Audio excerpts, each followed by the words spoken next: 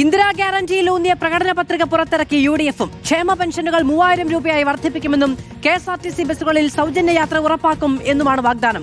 ശബരിമല ആചാര സംരക്ഷണത്തിനായി പ്രത്യേക നിയമമുണ്ടാക്കുമെന്നും പ്രകടന പത്രികയിലുണ്ട്.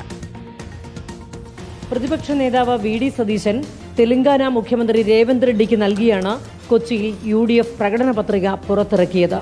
3000 രൂപയുടെ ക്ഷേമ പെൻഷൻ, സ്ത്രീകൾക്ക് KSRTC ബസ്സുകളിൽ സൗജന്യ യാത്ര, കോളേജ് വിദ്യാർത്ഥികൾക്ക് പ്രതിമാസം 1000 രൂപ, എല്ലാ കുടുംബങ്ങൾക്കും 25 ലക്ഷം രൂപ വരെയുള്ള സൗജന്യ ഉമ്മൻചാണ്ടി ആരോഗ്യ ഇൻഷുറൻസ്, യുവാക്കൾക്ക് 5 ലക്ഷം രൂപ വരെ പലിശരഹിത വായ്പ തുടങ്ങി ഇന്ദിരാ ഗ്യാരണ്ടിയുടെ ഭാഗമായ വാഗ്ദാനങ്ങളാണ് പ്രകടന പത്രികയിൽ പ്രധാനം. കുറഞ്ഞ ചെലവിൽ ഭക്ഷണം ലഭ്യമാകുന്ന ഇന്ദിരാ ക്യാന്റീൻ സംസ്ഥാനമാകെ ആരംഭിക്കും.